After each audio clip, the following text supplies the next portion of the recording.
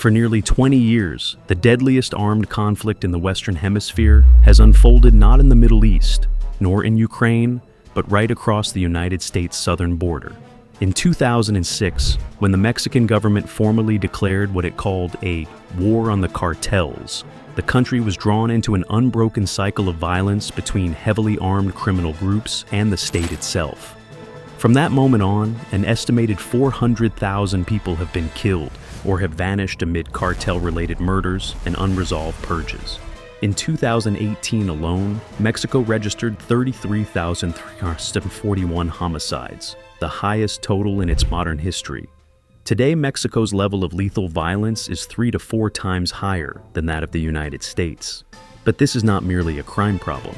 It is a prolonged conflict in which cartels fight to dominate territory, control transnational drug corridors, and, above all, supply the most profitable consumer market on Earth, the United States.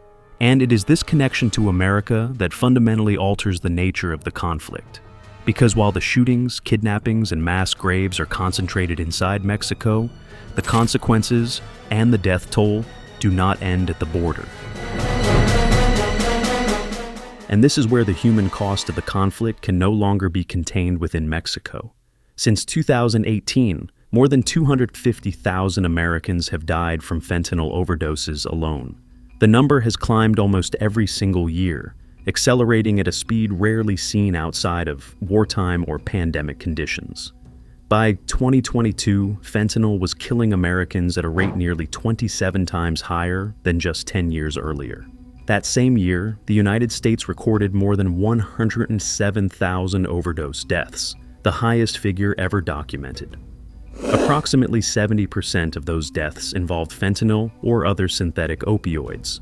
And while the victims are overwhelmingly American, the source of the drug is not. The vast majority of illicit fentanyl consumed in the United States is produced in Mexico, in small, hidden laboratories operated by cartel networks, before being moved north across the southern border at industrial scale. At that point, the nature of the problem begins to change. In American strategic thinking, when a foreign-based organization is responsible for the deaths of tens of thousands of U.S. citizens year after year, it is no longer viewed solely as a criminal network or a public health crisis. It becomes a national security threat. Measured strictly in human lives, the fentanyl crisis has reached a scale the United States government can no longer afford to disregard. Every year, tens of thousands of Americans die from synthetic opioid overdoses, a toll that now exceeds the casualties of multiple wars the U.S. has fought over the last 50 years. In only a short span of time, fentanyl has claimed more American lives than the Vietnam War, the war in Afghanistan, or the Iraq War. And unlike those conflicts, there is no exit strategy, no ceasefire, and no foreseeable end. The death count resets annually and continues to climb. For much of the past decade, Washington treated this as a law enforcement problem. Drug trafficking was something to be managed through arrests, prosecutions, and incarceration.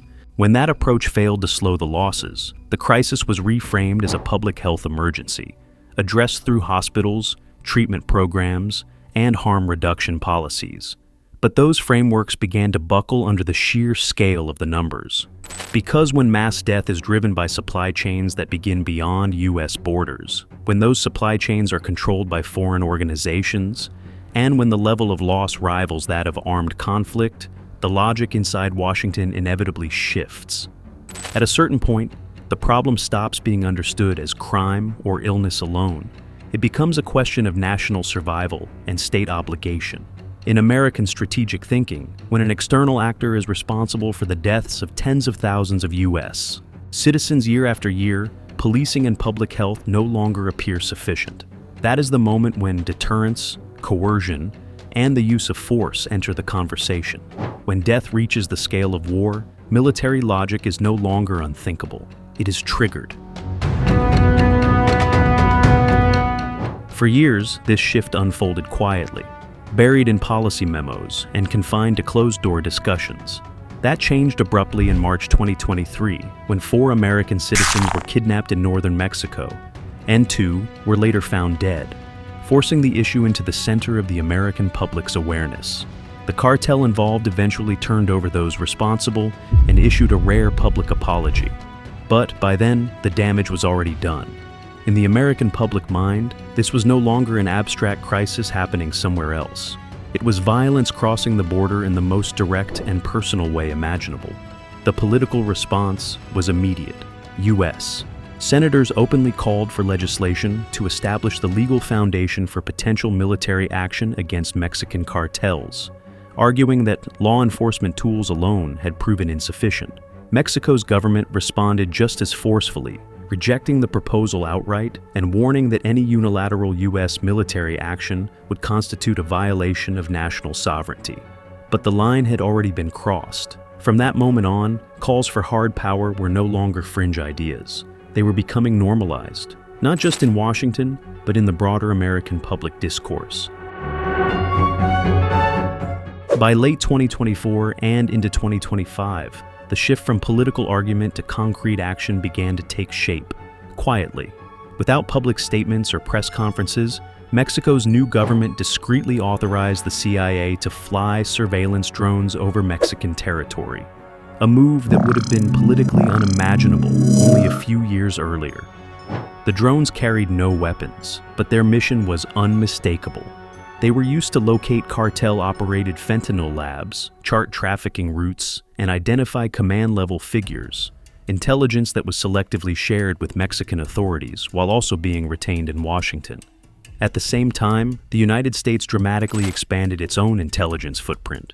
The U.S. military carried out more than 20 documented reconnaissance missions along the southern border and Mexico's coastline, deploying high-altitude aircraft and drones to establish a continuous operational picture. Personnel choices underscored the shift.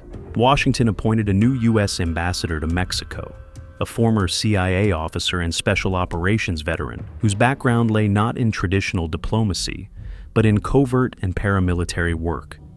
Taken together, these moves went far beyond standard counter-narcotics cooperation. They followed a pattern Americans have seen before, in the early stages of U.S. military campaigns elsewhere. This was battlefield preparation. The escalation did not stop at surveillance. In early 2025, Washington took a step that fundamentally redefined the conflict: the formal designation of 6 major Mexican cartels as foreign terrorist organizations. Among them were the 2 most powerful and violent groups operating today, the Sinaloa cartel and the Jalisco New Generation cartel. On paper, the decision did not authorize airstrikes or special operations raids, but its implications were sweeping. Terrorist designation allows the United States to freeze cartel-linked assets worldwide, criminalize any form of material support, and aggressively pursue financial networks that even indirectly intersect with cartel activity. Banks, businesses, and intermediaries suddenly face legal exposure simply for operating in regions under cartel influence. More importantly, the designation reshaped the political framing of the problem. Cartels were no longer described primarily as criminal organizations. They were now treated, legally and rhetorically, as hostile foreign actors. That distinction matters. In modern U.S. history, terrorist labels have repeatedly preceded military action, not as an automatic trigger, but as a justification. This did not open the door to bombs overnight, but it unlocked the argument. It made future strikes discussable not as violations of sovereignty, but as counterterrorism. And once that door is opened, closing it becomes far more difficult. The battlefield was now defined, not by geography, but by law. By 2025, Mexican cartels no longer resemble criminal organizations in any traditional sense. According to U.S. military assessments, cartel factions now exert de facto control over roughly 1/3 of Mexico's national territory, entire regions where the authority of the state has effectively ceased to function. In these zones, cartels collect taxes, impose rules, regulate movement, and ultimately decide who is allowed to live, and who simply vanishes. Their manpower reflects that shift. Combined cartel forces are estimated at between 160,000 and 185,000 armed fighters and enforcers, a force approaching half the size of Mexico's standing military. These are not fragmented street gangs. They operate with centralized command hierarchies, territorial units, logistics chains, and dedicated intelligence structures that closely resemble formal security forces. Their weapons make the transformation impossible to ignore. Mexican authorities have seized armed drones used for reconnaissance and targeted attacks. Improvised explosive devices, landmines, and military-grade weaponry once considered unthinkable for criminal groups. In recent years, confiscations have included U.S.-made Javelin anti-tank systems and FIM-92 Stinger surface-to-air missiles, weapons capable of threatening armored vehicles and aircraft. Cartels now deploy armored convoys, custom-built narco tanks, and heavy machine guns designed for sustained combat, not intimidation. This level of capability changes the equation entirely. When a non-state actor controls territory, fields tens of thousands of fighters, and possesses anti-air and anti-armor weapons, it stops being a law enforcement problem. It becomes a paramilitary force, embedded within civilian populations, operating across borders, and generating billions in revenue from a consumer market just miles from the United States. From Washington's vantage point, this reality is deeply unsettling. The United States is no longer dealing with criminal syndicates smuggling drugs north. It is confronting heavily armed, well-financed non-state actors entrenched along its southern flank. And at that point, the underlying question quietly shifts. Not whether these groups can still be handled like criminals, but whether they already function like an enemy army. There is another current moving across the US-Mexico border that rarely draws the same attention as drugs: firearms. Each year, an estimated 200,000 to 500,000 weapons manufactured in the United States are trafficked south into Mexico, forming what Mexican officials have long described as the Iron River. Despite Mexico having only a single legal gun store nationwide, cartel stockpiles continue to grow at an alarming pace. Mexican government estimates indicate that between 70% and 90% of firearms used in violent crimes inside Mexico originate in the United States. Even American authorities acknowledge the scale of the problem. More than 40% of illegally seized weapons traced over a 5-year period were linked back to Texas alone. These guns do not vanish into abstract black markets. They surface in cartel convoys, assassination squads, and territorial firefights. The result is a brutal feedback loop. Mexican cartels push synthetic drugs north, driving an overdose crisis without precedent in the United States. At the same time, American-made weapons flow south, allowing those same cartels to become better armed, more organized, and more lethal. In this conflict, the United States is not only a victim of instability beyond its southern border, it is also, unintentionally, one of its most significant enablers, and that contradiction sits at the center of what comes next. Despite mounting pressure to act, the greatest constraint facing Washington is not military capacity, but international law. Under the United Nations Charter, the use of force against another state's territorial integrity is explicitly forbidden, except under narrowly defined conditions. Those exceptions rest on the principle of self-defense against an armed attack, a threshold that drug trafficking, no matter how lethal its consequences, does not legally satisfy. From a legal perspective, fentanyl smuggling is devastating, but it is not war as international law defines it. The deaths occur through addiction and distribution networks, not through missiles, invasions, or uniformed armies. That distinction is critical. Without Mexico's explicit consent, any unilateral U.S. military strike on cartel targets would almost certainly be interpreted as a violation of sovereignty, and potentially as an act of war. This is the uncomfortable reality beneath the rhetoric. The legal architecture that governs the international order was never designed to confront non-state actors capable of killing on a scale comparable to wars, while operating inside another sovereign country. And until that contradiction is resolved, every option on the table carries consequences that extend far beyond the cartels themselves. This would not place the United States in entirely unfamiliar territory. In 2011, U.S. Special Operations Forces crossed into Pakistan without permission to kill Osama bin Laden, acting on the judgment that alerting local authorities could compromise the mission. Nearly a decade later, in 2020, Washington authorized a drone strike in Baghdad that killed Iranian General Qasem Soleimani, once again without the consent of the government on whose soil the strike occurred. In both cases, sovereignty was subordinated to what Washington defined as national security necessity. Under Donald Trump in particular, this approach became more explicit. Rather than full-scale invasions, the preference shifted toward drone strikes, targeted killings, and special operations raids, fast, deniable, and politically contained. These actions were framed not as wars, but as counterterrorism operations, even when their geopolitical consequences were profound. That history matters. It reveals that a template already exists.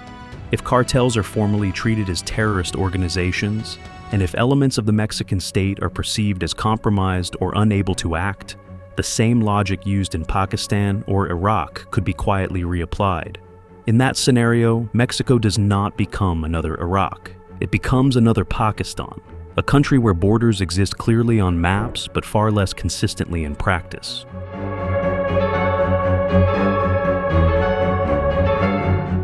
Even if the legal and political barriers were somehow cleared, a far more sobering question remains. Would military force actually work? Fentanyl production does not resemble traditional drug manufacturing. Unlike coca fields or poppy farms, fentanyl labs are small, inexpensive, and easily replaced, often reappearing within days of being destroyed. Many are deliberately embedded in dense urban neighborhoods or private homes, using civilian proximity as a shield against direct attack, Sassoons. That reality carries profound risks. Airstrikes or drone strikes aimed at these facilities would almost certainly result in civilian casualties, inflaming public opinion inside Mexico, and likely collapsing whatever cooperation remains between the two governments.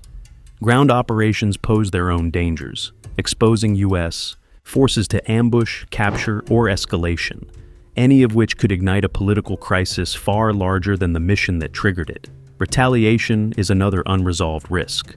Roughly 1.6 million American citizens currently live in Mexico, alongside millions more who travel there each year. Historically, cartels have avoided directly targeting Americans in order to avoid provoking Washington. Once under overt military attack, that restraint may no longer hold. At that point, what begins as a limited operation risks sliding into something deeply familiar, a grinding asymmetric conflict against decentralized adversaries who can absorb losses, regenerate quickly, and pull an external power ever deeper into a fight it cannot easily exit. The warning sign is clear. This is how short interventions become long wars. At its core, the conflict endures because its foundations remain untouched. In the United States, demand for synthetic drugs remains relentless, generating profits so vast that no number of raids or arrests can erase the incentive to supply them. Along the same border, the southbound flow of American-made weapons continues largely unchecked, allowing cartels to rearm as quickly as they are hit. Inside Mexico, the problem runs even deeper. A state weakened by corruption, fractured authority, and lost territorial control cannot simply be stabilized from the outside. When governance collapses, violence does not disappear. It reorganizes. Leaders are removed, but networks adapt. Cartels splinter, only to be replaced by new groups fighting over the same routes, the same markets, and the same profits. This is the hard truth beneath all the escalation.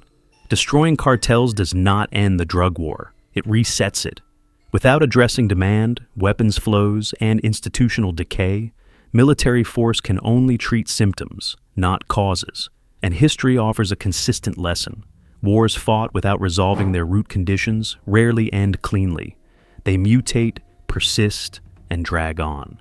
Which is why the most dangerous question is not whether America can fight this war in Mexico, but whether doing so would only ensure that it never truly ends.